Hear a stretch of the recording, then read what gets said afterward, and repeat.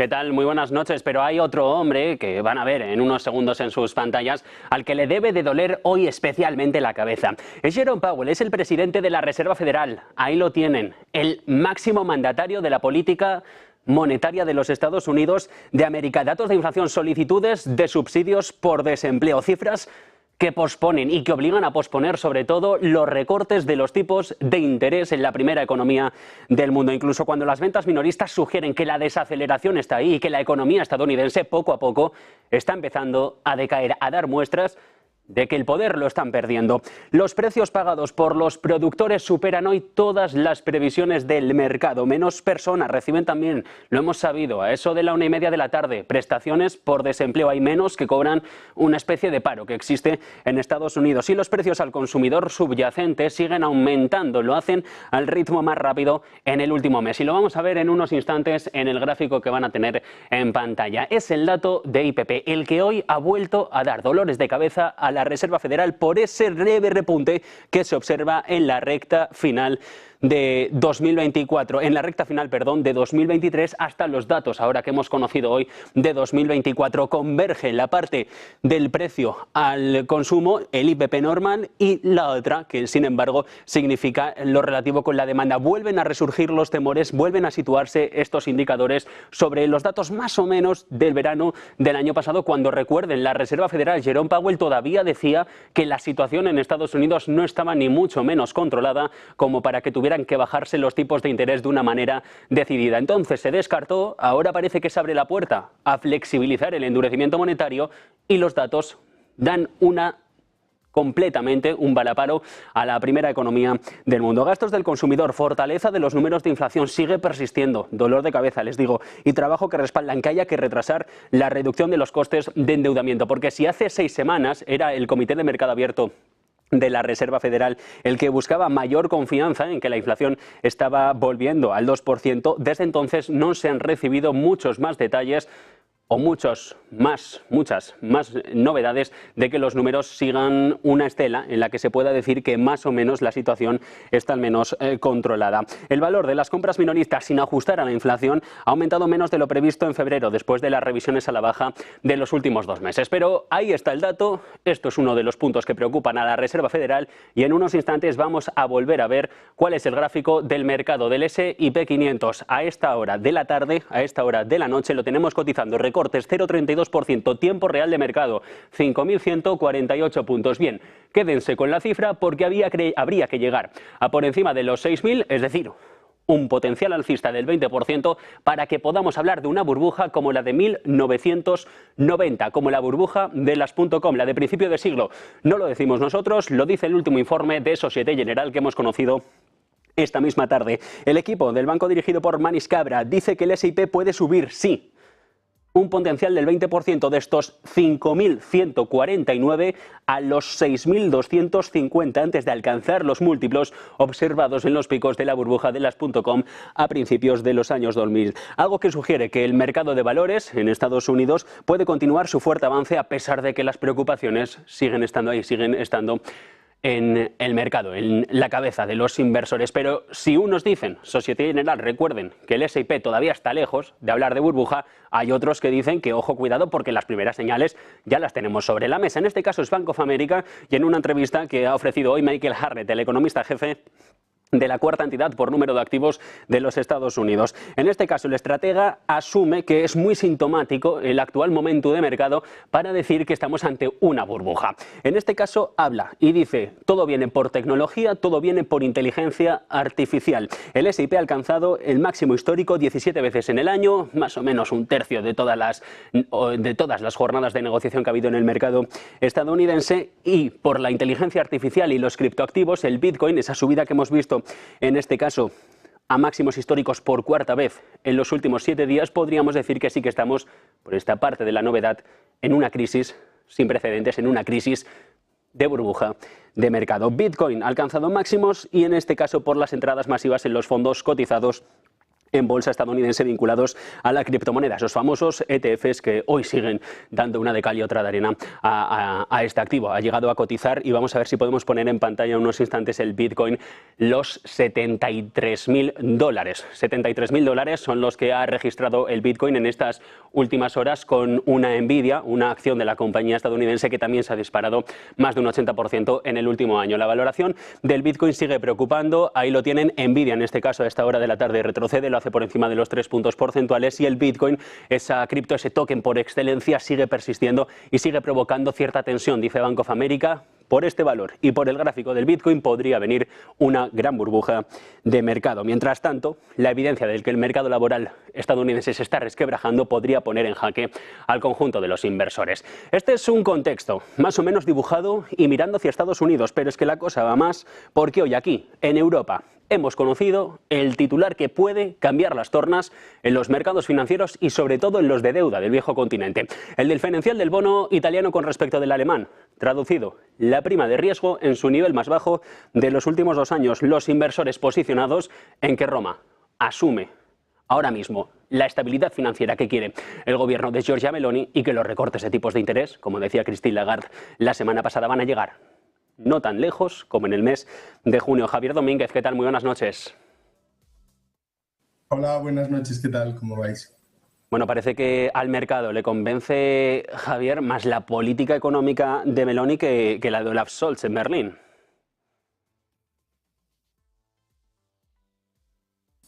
Bueno, evidentemente hay 2 razones. Una geopolítica, que efectivamente, o más bien económica, que es que efectivamente Meloni, al fin y al cabo, ya ha conseguido asentarse en el gobierno y de alguna forma está marcando un camino que no le está saliendo especialmente mal y, por tanto, y se gana el respeto del resto de la Unión Europea. Simultáneamente tenemos a Alemania, que efectivamente, pues desde el punto de vista económico no está en su momento más brillante, desgraciadamente para todos nosotros, porque recordemos que siempre ha sido la locomotora, el motor de Europa, y ahora mismo está pasando unas épocas muy malas. Yo creo que el tema de la Agenda 2030 con el tema de los coches, etcétera, teniendo en cuenta que la máxima industria que tiene, una de las más relevantes de Alemania, es precisamente el sector automovilístico, y el hecho que la gente no sepa qué coche se tiene que comprar, si uno eléctrico, si uno normal, si uno, ha paralizado de alguna forma o ha ralentizado la industria automovilística. Además de, efectivamente, esas, digamos, devenir que tiene el señor Olaf Scholz, donde está con los verdes y que de alguna forma también tampoco define muy bien su política. Por tanto, tenemos, eso es la primera razón, efectivamente, el Italia versus o España versus Alemania. Y luego la segunda razón es la atracción de los países del sur de Europa en términos de mayor rentabilidad en los bonos. Teniendo en cuenta que todo el mundo sabemos ya que los tipos van a bajar, o sea, lo único que se está discutiendo es si va a ser en junio, julio, septiembre, pero lo que es clarísimo es que los tipos de interés van a bajar.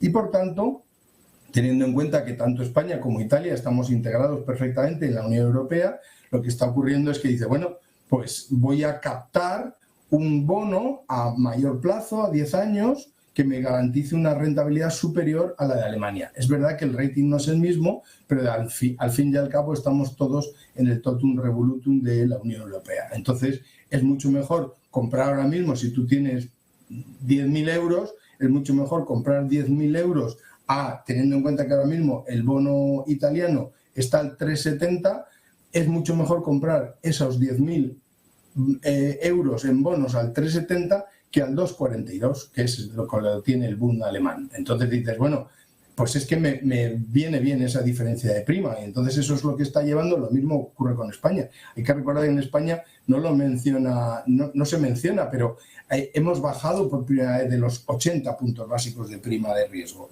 Recordemos cuando Rajoy tuvo que entrar y el whatever it takes, estábamos en casi 600, 700. Bueno, pues ahora mismo hemos tocado ahora el 79 y el 78 puntos de prima, ahora mismo estamos en 81. Pero bueno, la realidad es que tanto el bono italiano, que ya está en 124, ha tocado de margin, teniendo en cuenta que hace 3 meses, solo para dar una idea, en diciembre estaba en 176, ha bajado 50 puntos básicos prácticamente desde diciembre para acá. Y es por esa posición netamente compradora de los compradores de bonos y de la selección de la búsqueda de mayor yield, teniendo en cuenta que el riesgo tampoco lo justifica. Es decir, la diferencia en riesgo ahora mismo entre una Alemania y una Italia no justifica el renunciar a 125 puntos básicos, ¿no?, de rentabilidad. Yo creo que eso es uno de los grandes motivos.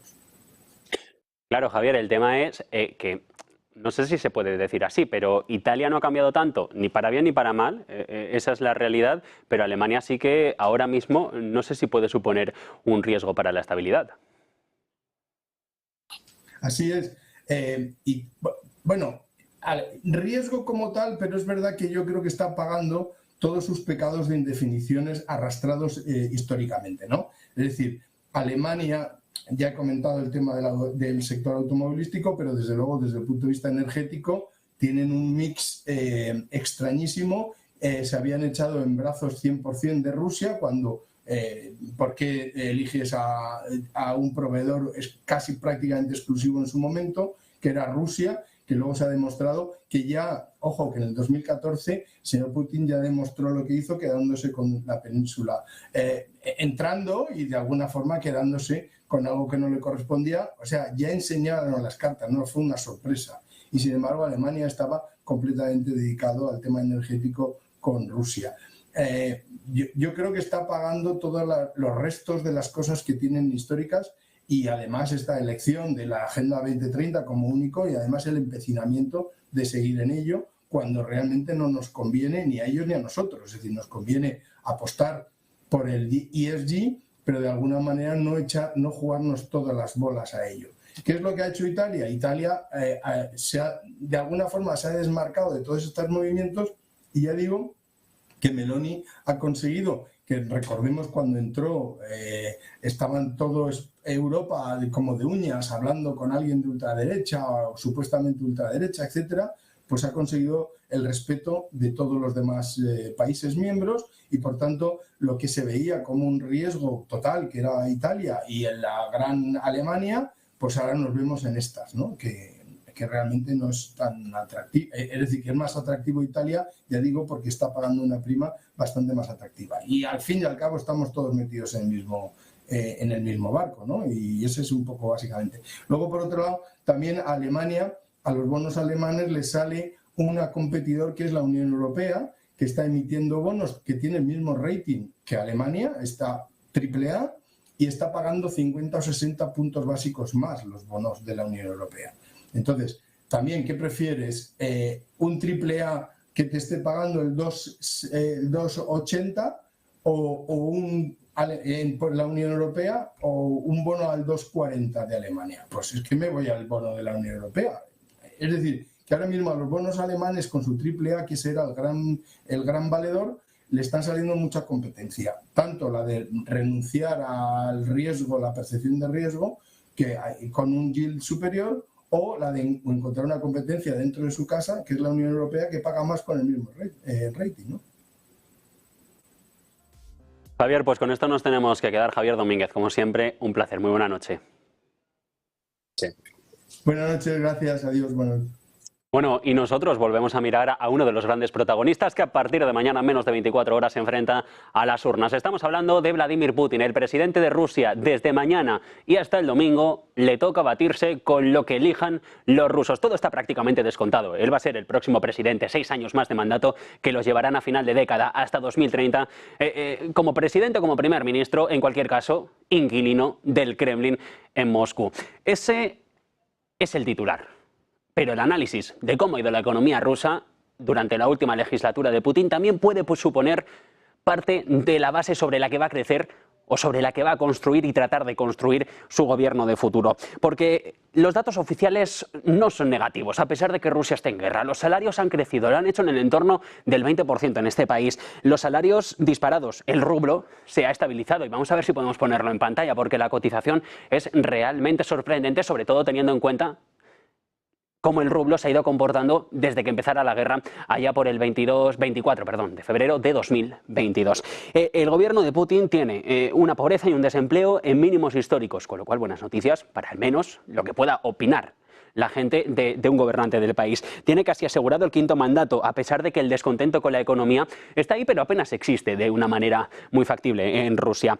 Los esquemas dejan un intento de lucha contra la inflación, que es verdad, es persistente, pero su objetivo está mucho más lejos, es mucho más laxo que el nuestro, en el 4%. Se acerca a las elecciones en forma, el país entero, básicamente, y las valuaciones del mercado son optimistas sobre situación financiera actual y situación financiera futura, que es lo que más importa para un gobierno que se enfrenta a 6 años más de mandato. El nivel de vida no se parece en nada al de una crisis. Aquí lo tienen, los salarios siguen subiendo a pesar de un desplome cercano al 5% que hubo allá cuando empezara la guerra. Estamos hablando de febrero del 22, de hecho empezó un pelín antes, incluso a finales de 2021. Lo que tenemos es que desde entonces se han estabilizado y justo a finales del primer año de guerra ya se empezaron a disparar. Los salarios llegaron a crecer en el entorno de casi el 15% en Rusia y a partir de ahí se han medio estabilizado, 10% hasta el último dato del crecimiento interanual, que lo tenemos en esos sueldos para los rusos del 8,5%. Con un sueldo bueno, los rusos persisten.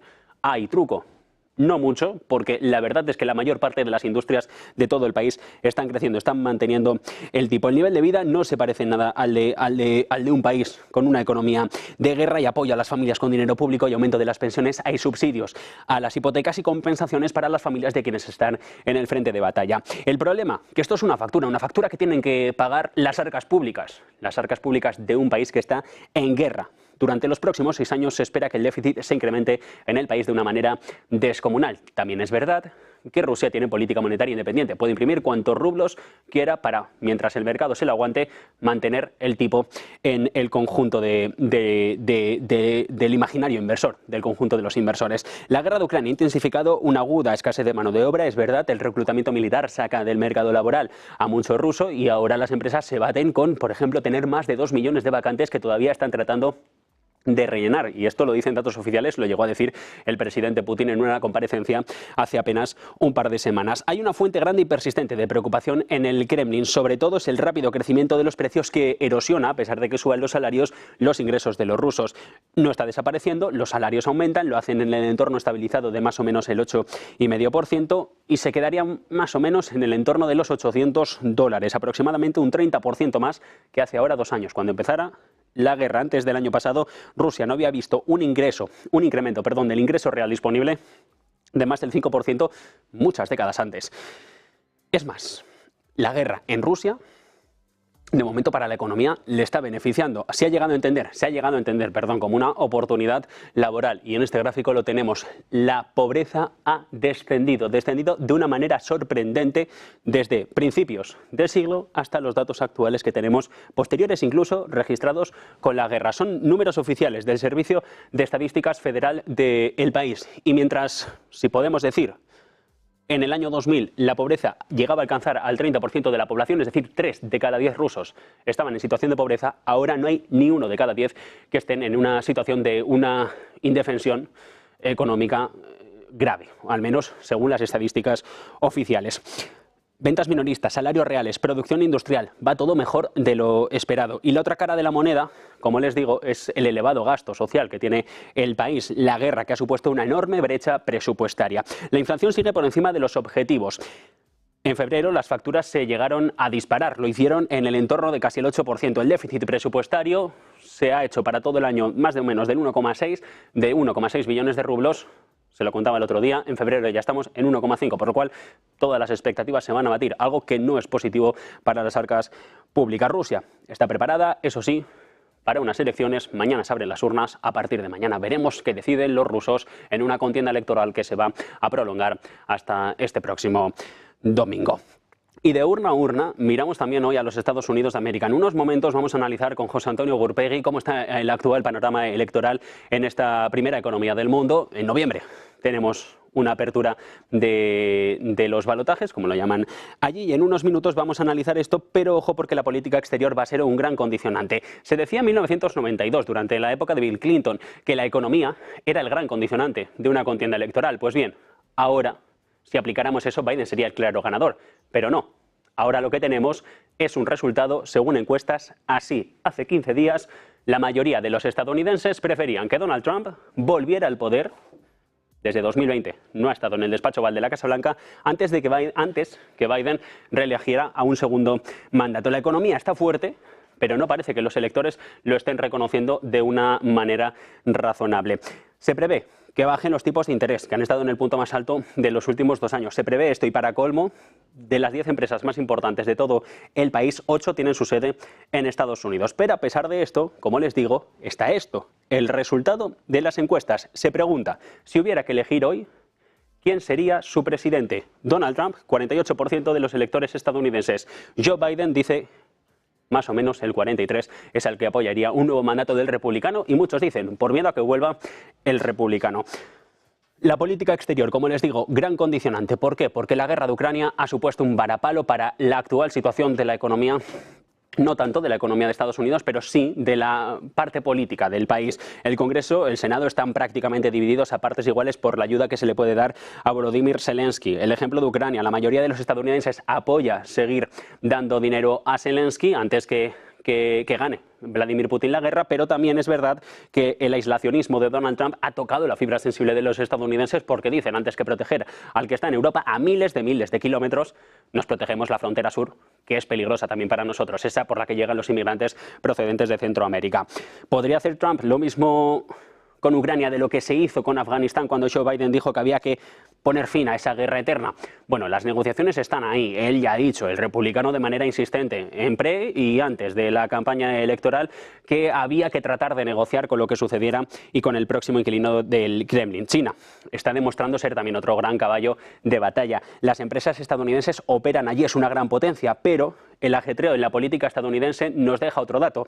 El 81% de los republicanos, 59% de los independientes y 56% de los demócratas ven a China como un país crítico, una amenaza, algo que deja a Biden expuesto frente al Partido Republicano. Y finalmente, la crisis en Gaza. Ahora vamos a ver las últimas declaraciones que se han escuchado esta misma tarde, pero Netanyahu, el primer ministro de Israel, Benjamin Netanyahu, no gusta para nada en Estados Unidos. La percepción de entre quienes exigen un alto el fuego sobre lo que está haciendo la Casa Blanca no es positiva. Se opina, al menos allí, que lo que está haciendo Joe Biden es apoyar a este hombre antes que la vida de miles de palestinos. Sin embargo, ahí están los números, ahí están las decisiones. Estados Unidos tiene que ir a las urnas a finales de año.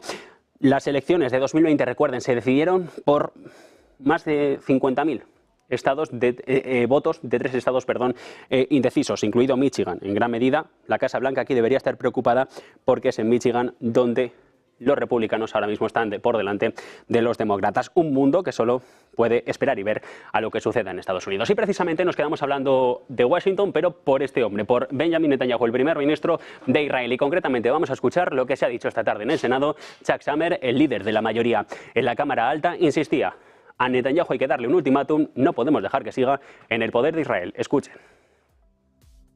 Clear to me, the Netanyahu coalition no longer fits the needs of Israel after October 7th.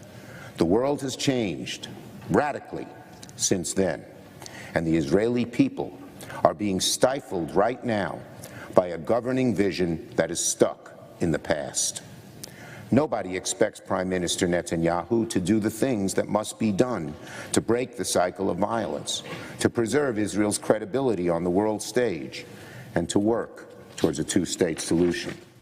Schumer pide elecciones ya en Israel, porque dice ha perdido el rumbo. Benjamin Netanyahu dice ha perdido el rumbo porque se ha alejado de esa solución de los 2 estados. Y terminamos con esto, el resumen del día, con una imagen que van a ver en los próximos instantes en sus pantallas. Es SpaceX. A las 14:25 horas central europea, es decir, antes de las 2:30, casi antes de la hora de comer, ha despegado este cohete. Y Elon Musk ha tuiteado sobre ello en su cuenta de X. Los motores Raptor del Starship volvían a rugir, tercera prueba del vehículo del sudafricano que pretende ir a la Luna y más adelante pretende llegar a Marte. La compañía aeroespacial ha subrayado que Starships ha llegado hoy más lejos que nunca, a pesar de que ese vuelo de prueba en la vuelta al planeta Tierra se ha perdido la conexión, se ha desintegrado después de problemas con respecto a la temperatura y a la velocidad que habría alcanzado en la estratosfera. Es una de las grandes imágenes del día, esta que nos hace mirar a nuestro satélite, esta que nos hace mirar a la Luna, y este cohete este magnífico cohete que dice Elon Musk, llegará no solo al satélite, sino que se adentrará incluso en ese planeta rojo en Marte, no ya, eso también es verdad, sino en los próximos años. Nosotros vamos a analizar ahora mismo, en los próximos instantes, el contexto de mercado con el foco puesto también en lo que está sucediendo ahora mismo en el mundo. José Carlos Díez, ¿qué tal? Muy buenas noches. Buenas noches.